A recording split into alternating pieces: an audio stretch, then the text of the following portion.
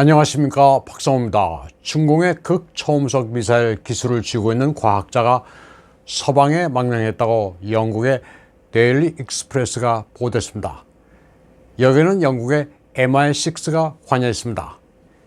이 과학자의 망명으로 영국과 미국은 중공의 극초음속 미사일에 대해 방어 프로그램을 개발할 수 있게 됐습니다. 중공이 서방 측의 대응 움직임을 무력화하기 위해서는 2년 정도의 시간을 들여 미사일 프로그램을 수정해야 된다고 데일리 익스프레스는 분석했습니다. 망명한 중공 과학자는 China Aviation Industry Corporation, 중국 항공공업 집단공사 소속으로 사정거리가 2,000마일, 3,200km에 이르는 동펑21 극초음속 활강 미사일 개발에 참여했던 것으로 보도됐습니다. 동펑21 미사일은 항공모함 킬러로도 잘 알려져 있습니다. 마하 10의 속도로 목표를 타격하는 것으로 알려져 있는데 실제로 그게 가능한지는 아직 검증된 바 없습니다. 정보 공개가 제대로 안 돼 있어 미국과 서방 측이 막연한 공포를 가지고 있는 비밀무기입니다. 중공의 유도무기들이 다 그렇습니다. 실전에서 어떨지는 모르지만 공개된 스펙만 보면 공포를 느끼기에 충분합니다. 30대 이 젊은 과학자는 우주에서 열 추적 장치로 지구상의 모든 목표물을 타격할 수 있는 미사일 운반체 개발에도 참여해왔습니다.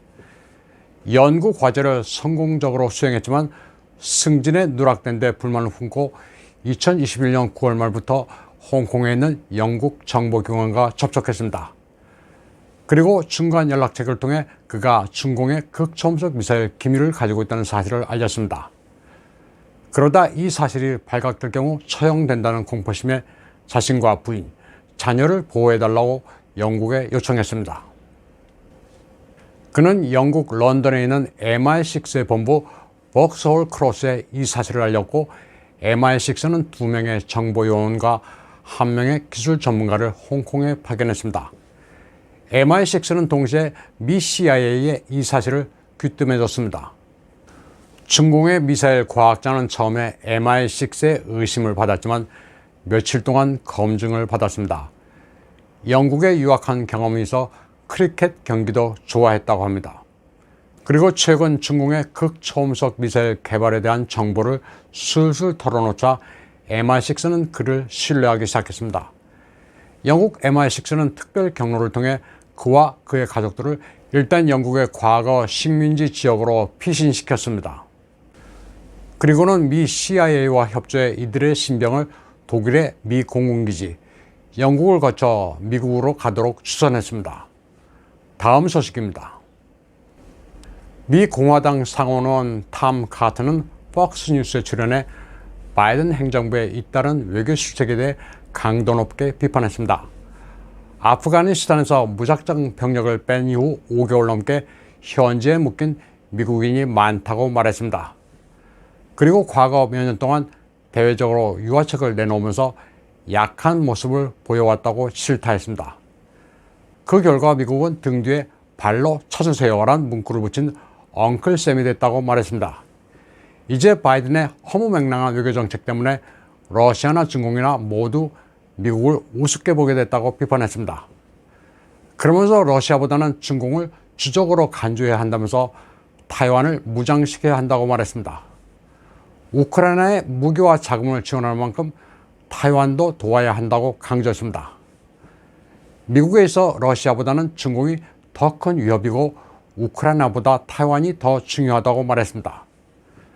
그는 시진핑이나 푸틴이나 공개적으로 대미 정책을 조율하고 있지는 않지만 글로벌 슈퍼파워로서의 미국의 지위를 무너뜨리려 하고 있다고 말했습니다. 그는 타이완 해협의 긴장이 우크라이나보다 훨씬 심각하지만 이를 관고하고 우크라이나만 지원하려 하고 있다고 말했습니다. 미 하원 내 민주당원들이 우크라이나에 대한 금전 지원을 2020년 대비 2배인 5억 달러를 지원하는 법안을 만지작거리고 있다고도 말했습니다. 백악관은 러시아 영토 안에서 이루어지는 러시아군의 움직임을 거론하면서 침략이 임박했다고 떠들지만 공화당은 러시아와 전쟁을 하게 될 거라는 전망에 대해서는 부정적이라고 말했습니다. 그는 중국과 무역 전쟁을 벌인 도널드 트럼프가 주장했던 것처럼 경제적, 군사적으로 미국의 패권에 도전하는 나라는 중국이라면서 여기에 더 주목해야 한다고 강조했습니다. 특히 중국은 최근 극초음속 미사일 개발로 미국을 크게 위협하고 있다면서 중국의 무력 도발 위협이 커졌다고 같은 의원은 말했습니다. 당초 바이든은 중국의 호전적인 태도에 적극적으로 타이완을 지키겠다고 말했지만 최근에는 뒷걸음질 치고 있다고도 비판했습니다. 한편 러시아는 미국이 Forward Observation 그룹이라 불리는 사설 용병 특수부대를 돈바스 지역에 보내 반러시아 게릴라를 훈련시키고 있다면서 신경을 곤두세우고 있습니다. 러시아 RT 방송은 동부 우크라이나 돈바스 지역에 참호해 왜 성조기를 헬멧에 붙인 이들이 포착되고 있느냐면서 미국 용병그룹의 분쟁 개입에 대해 경고했습니다. 돈바스 지역은 동부 우크라이나 도네츠크와 루한스크주를 포함합니다. 러시아계가 압도적인 이 지역은 2014년 우크라이나의 친러시아 정부가 전복된 이후 줄곧 우크라이나 정부에 대한 분리 독립운동이 벌어졌던 지역입니다. 소셜미디어를 통해 포착된 미국계 사설 용병들은 모두 전직 특수부대원들입니다. 이들이 성조기를 든 채 무장한 모습으로 찍은 사진들이 공개되자 러시아는 경악하고 있습니다. 우크라이나 쪽 병력들 가운데는 네오나치 단원들도 있는 것으로 보도됐습니다. 사설 용병들이 소셜미디어를 통해 공개한 사진에는 좌표도 나와 있습니다. 경도 위도를 파악한 결과 도네츠크 북부에서 암약하고 있다는 사실이 드러났습니다. 미국과 영국은 100톤의 살상 무기를 보냈다고 하는데 대다수가 이들을 지원하기 위한 것으로 보인다고 RT는 보도했습니다. 러시아 국방부장 세르게이 쇼이구는 이와 관련해 미국의 120명 이상으로 구성된 사설 용병 회사 병력이 불명의 화학무기를 이용한 도발을 준비하고 있다고 타스 통신과의 인터뷰에서 말했습니다. 푸틴도 이에 맞서 돈바스 인근 지역에 대규모 기갑 부대를 배치했습니다. 특히 T-64 전차 차체를 이용한 40톤짜리 배트2 전투 공병 차량을 미리부터 대량 배치했습니다. 도저 블레이드와 크레인을 갖춘 장애물 개척 차량입니다. 전차 부대 투입에 앞서 진격 경로를 만드는 전투 공병 장비로 여차하면 돈바스 지역을 전광석과 같이 평정하겠다는 의혹을 드러냈습니다. 한편 나토와 EU를 이끌고 있는 독일은 우크라이나에 대한 무기 지원을 사실상 거부했습니다. 10만 개 전투 헬멧과 방탄조끼를 지원해달라는 요청에 달랑 5천 개 헬멧만 보내겠다고 독일 국방부장 크리스틴 람브루히트가 밝혔습니다. 독일은 말로는 우크라이나 편에 서겠다고 했지만 우크라이나에 대해 야전 병원 시설을 지원할 의사는 있지만 무기는 공급하지 않을 방침이라고 밝힌 바 있습니다. 그리고 나토 멤버인 에스토니아가 구형 독일제 곡사포를 수출하려는 것도 막았습니다.